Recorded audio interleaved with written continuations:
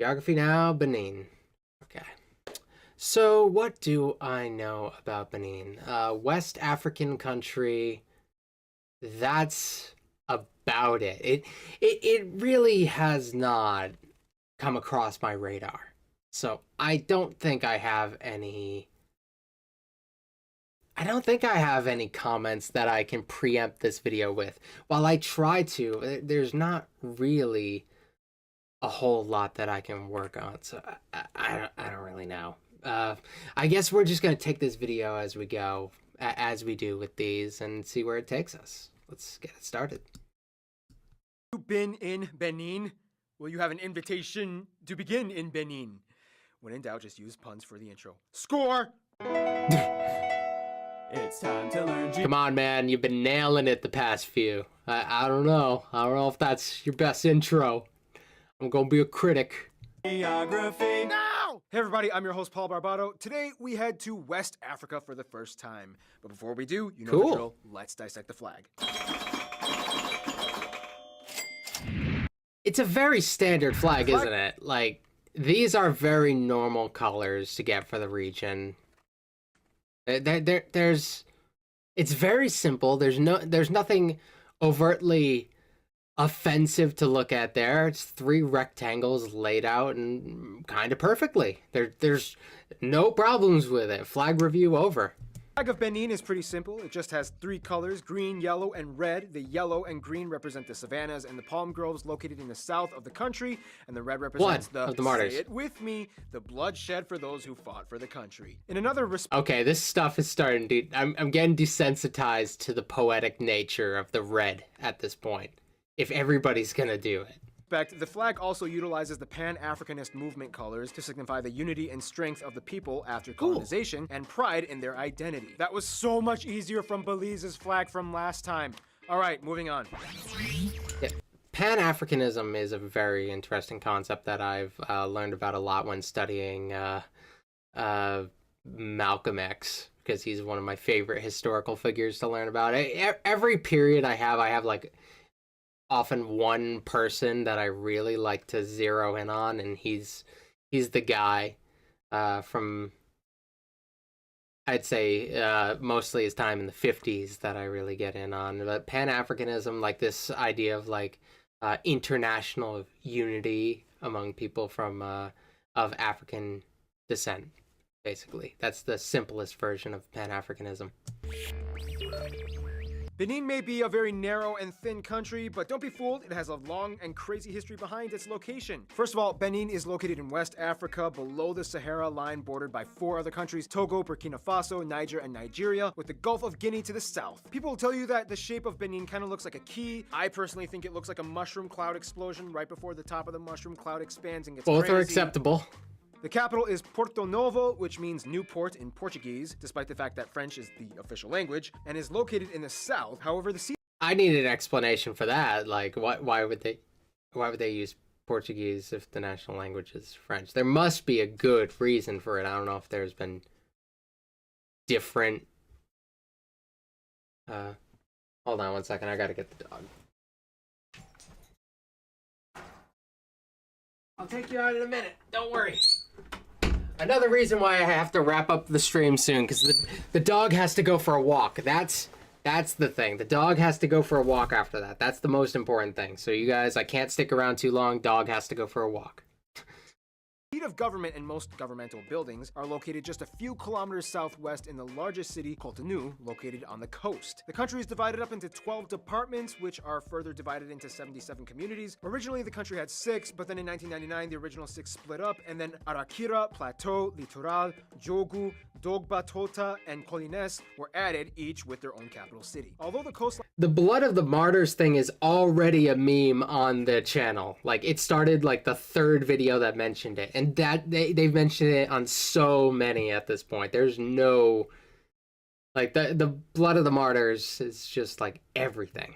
Line is only about 75 miles long, or 120 kilometers. The majority of people live in the south within 100 kilometers of the coast. However, the north has some decently sized... Okay, I'm getting that Portuguese founded it first, then France took over it. That's all I needed.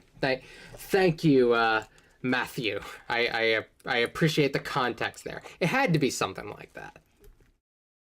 towns that hold their ground, especially in the Donga and Arakora districts along the border by Togo, such as Natitingo and Jogo. In the far north is a disputed patch of land that they have with Burkina Faso near the Beninese town of Porga, which has the world's most boring airport ever. A large portion of the borders go along Is rivers. that just one lane? River for world's most boring airport they have with Burkina. A large portion of the borders go along rivers, the Penjari River for Burkina Faso, the Okpara for Nigeria, and further north along the Niger River. Benin smiles at Niger and says, haha, my side has lush green savannas and your side is just dry desert. Most of Benin's land borders aren't really tightly marked or enforced, giving people easy access from Nigeria and Togo. I mean, half the city and town of Ilara and Tuandi are split between Benin with Nigeria and Togo, and nobody really seems to care. As we'll soon find out though, Benin kind of has a slight rivalry with its little brother Togo to the west, and you can kind of see that in the south where Benin is like, I'll just take these extra 10 miles of coastline from you because rather than take the main tributary to the sea, I'm gonna follow this small little creek that juts inland. Oh, and I'll call the area Grand Popo because that's what I am, Togo. I'm the Grand Popo, and don't you forget it. Sorry, Benin, but when you look at the map, it does kind of look like you pulled a geographical jerk move. But hey, that is like access to the oceans is everything. It really is. It's incredibly important if you can take it. There's very little argument I have for not taking it besides like human decency, but that doesn't typically work in the international scene all that much. Basic decency often gets you walked over. You're not the only one. Namibia. Well, Benin may be small with some interesting perimeters, but what really counts is the secret special things in those perimeters, things that we'll discuss in...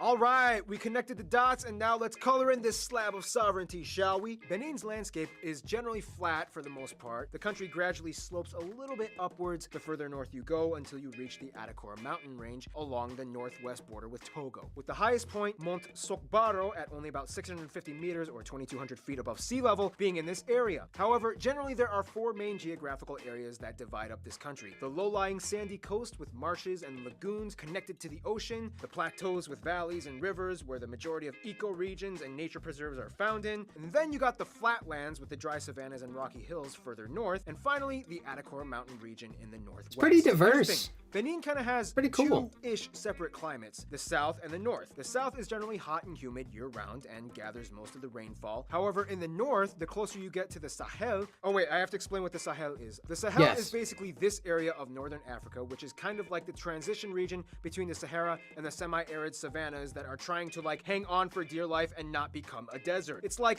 That's kind of like when you start getting into like Siberia, they've got like the tundra, which is like the awful, cold, terrible, awful. But then you have the taiga, which is like kind of these forested regions that are kind of in the middle that separate the... I don't know if that's a good comparison. I can't wait till we get to some geography like that, but it's kind of like that, except it's desert instead of like cold. A desert savanna battlefield. Join me, Savannah. Become one with the desert. No, I want to drink some water and like grow plants. Y'all deserts, out of my face. Out of my face. So anyway, Benin is located right here, right below the Sahel line. This means that as the Sahel and Sahara are battling it out, the north part of Benin gets some of the backlash in the form of a dry wind called the harmattan. This wind dries up the grass and vegetation annually and leaves a veil of dust that hangs over everything. This is also the season where farmers burn the brush to help nourish the soil for next year's harvest. Speaking of which, Benin is, as many African nations are, an agriculture-driven economy in which food items and cotton make up the majority of the GDP. However, they do have one secret weapon: gold. It's not just that the borders follow the course of the river there, because there are many rivers in West Africa that turn parallel to the coast. Okay. So that might be a more common problem than one might think. I don't know too much about, like, African coastal regions. I know about a very small amount of them, and very little about the individual places at that. But if that is a common thing, I wouldn't hop on Benin for one particular problem. I often, like, rivers are one of the better defining features when it comes to borders, because it is something solid. something you can see. It's very easy to define the border on that, on those grounds. Rivers and mountains, preferably. If you're taking just a little bit of land on the other side of a river, you're being kind of a jerk. If you take a little bit of land on the other side of a mountain, I don't know why you do that to yourself, because that's a pain. Gold. Locked away in the veins of the Adakor Mountains, close to the towns of Kwatena and Chantangu, is Benin's largest gold mines, which in recent years has contributed to as high as around 20% of overall exports, mostly from foreign investors like China and the European countries. See, that would have been a great transition for the friend zone, but we have to follow the format again. Here's demographics. Break the format, man. Break it. You don't need it. The people of Benin. Now this is where things get interesting, and then confusing, and then weird, and then a little scary, and then back to interesting. First of all, the country has about 10 million people, or about the same size as Sweden. Now, here's where things get a little complicated. Oh, really? In terms of tribal ethnic groups, Benin has 42, the largest ones, the Fon, the Aja, the Yoruba, the Bariba, the Fula, the Otomari, the Kabye, and the Dendi. Speaking of which, Ajas and Fons, in addition to Ewes and Ga-Adangbe tribes found along the coast of West Africa, make up the majority of tribes that were taken to the Americas from this region during the transatlantic slave trade. Many of them headed to North America and the Caribbean, as opposed to the Africans from the southern regions of Africa, like Angola and Cape Verde, that went to the South American regions like Brazil and Venezuela. Also, that's actually really important. I could use that information one day. So often I feel like I'm getting fun facts from a lot of these places, but the difference between a fun fact and something I can use, it's cool to know a fun fact.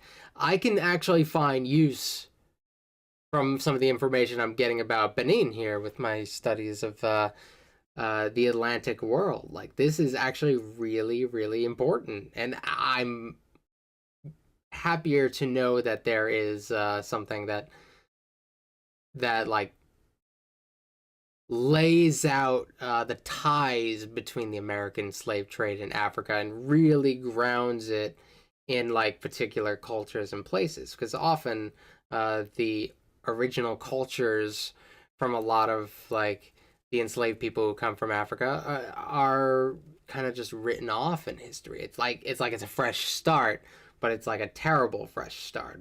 But they are often bringing those cultures there. They're bringing a lot of their customs, their music in a lot of ways carries on. A lot of their stories carry on. A lot of their practices carry on whatever cannot be snuffed out by the slave masters. Although debatable, it's been said that voodoo originated from the Aja and Mina tribes, whom brought the belief to the Americas most heavily in Haiti. To this day, about 17% of the country still practices one variation or another of voodoo. However, the rate is even higher in neighboring Togo, with many in Nigeria as well, making the area unofficially known as the Voodoo Coast. Traditional African religions, in addition to voodoo, make up about half of the population, whereas Christians, mostly in the south, make up about 30%, and Muslims, mostly in the north, make up about 20%. However, they would be on the north. Like, the northern part of Africa in general is more Muslim. So that's actually interesting that it does carry on. Like right here, we're not exactly in like North Africa, but we're still like in like the northern third, maybe. It's kind of confusing because many Beninese people will overlap traditional beliefs with Christianity and Islam. Nominally, about 42% identify as Christian. However, doctrinally, it's more like a 12% fusion Christianity compromise buffer zone, and the same goes for those who claim to be Muslims. Although small and less than 1%, the majority of the white population in Benin are mostly Christian missionaries who provide aid and long-term assistance, such as economical and medical help, as well as a few French nationals and their families left over from the former years before Benin gained their independence from France. Now, we don't talk too much about history here, but in order to understand the people of Benin, you kind of have to understand where they came from. Eventually, the Fon people set up the Kingdom of Dahomey in the 17th century, and they were a very militaristic people group, sometimes referred to as Black Sparta, in which they even instituted a female soldier corps called the Ahosi. Eventually, the Portuguese came in, and the kingdom did business by selling war captives as slaves to the Portuguese. After the slave trade died down in the late 1800s, France swept in and nabbed the area, recalling it French Dahomey. Finally, in 1960, France let go and gave them their independence. So as you can see, Benin kind of has both a Portuguese and French influenced past. Now this is where things get a little strange. Remember in the Albania video, we talked about the Sino-Soviet split? Albania actually decided to side with China and not Russia, which may have been a bad decision. The reason being because that made China Albania's only ally in the world. Oh man, the quality was so bad back then. I tried being my own cameraman and I didn't even have any audio equipment. Anyway, during the 70s, Benin for a short period of time was actually under a Marxist-Leninist-based republic, and kind of like Angola, remember? Benin was the only country in West Africa to do this, and it kind of... I'm talking as if I'm talking to him. Shocked the world. It all had to do with this guy, Mathieu Kérékou. If you want to know anything about Benin, you kind of have to know this one guy. Long story short, he ran the country with an iron fist. He kind of ruined everything: businesses, education, banking. Then he tried to finance the country by taking nuclear waste from Russia and France. Bad idea. And then finally, after riots broke out from his own regime for not having enough money to pay them, renounced Marxism. And finally, in 1990, a new constitution was complete and the modern-day Republic of Benin was born. Kind of. I mean, the first real free and fair election kind of happened in 2006, but still, they're working on it. How did all of that happen in a span of like 11 years? Other people were. A lot of African countries, as they are laid out now, are so young. Like they are political entities that like have existed long before them, but like their modern incarnations are so recent. Like the destabilization of Africa in like the 20th century was absolutely insane. And it took a long time for a lot of these places to like get their stuff together. And a lot of them are still struggling. So this is not surprising how recent this was. Involved. People will talk about in... Benin has a quirky, unexpected history in friendship. First of all, like mentioned before, they have historical ties to both Portugal and France. However, ties with France are much stronger as the country didn't engage in slave trading and the language became official. Nonetheless, most Beninese people take a meh approach to the French, not really enamored by their presence, but at the same time not dwelling on the drama of being occupied in the past either. After independence, Benin took a strange move and decided to side with the Soviets. After independence, the USSR jumped in and coaxed Benin by being one of the first to recognize their sovereignty. They built up relations fast and sent ambassadors, and finally, that's when Mathieu Kérékou started a military coup and took over, driven by Soviet-influenced Marxist ideologies, to rule the nation. Various cooperation treaties were signed, the Russian Navy had a port in West Africa they could use, and even after the dropping of Marxism in Benin and the fall of the Soviet Union, the newly established Russian Federation still maintained good relations and ties with Benin. Togo is kind of seen as like the weird little brother that Benin kind of rolls their eyes at. Culturally and historically, they've been close through thick and thin. They both speak French. And perfect example of how like in a region, like a lot of like color choices for flags are so similar. Just because like you're from like virtually the same place, you probably have similar cultural significance surrounding those colors, and that's often why a lot of the Islamic countries have very similar colored flags. Close through thick and thin. They both speak French and were part of the French Empire, although Togo was under Germany for a while. And they both share some of the same tribes, like the Aja and the Mina tribes. Nonetheless, Benin considers themselves very different as a whole and claims Togolese people are way too superstitious, especially in the large population of voodoo adherents, with the strange rituals and even building things like a temple devoted to snakes. When it comes to their best friend, however, more or less, Benin would probably say Nigeria. In fact, Benin depends on Nigeria for the majority of its export sector and trade. Parts of Benin were historically part of the Nigerian Yoruba tribe Oyo Empire, and to this day, tons of Yorubas live in Benin. In conclusion, as small as the country is, Benin's story is gigantically laden with empires, kingdoms, colonies, and gold. Keep writing that story, Benin. Stay tuned, Bhutan is coming up next. Oh, Bhutan, that's probably gonna be hilarious. No. Great flag, though. I know very little, actually, about Bhutan, but it is my second favorite flag with a dragon on it, like right behind Wales. I don't know how many more flags there are with dragons on it. I know there's at least one more, but they're up there. I also like the use of orange.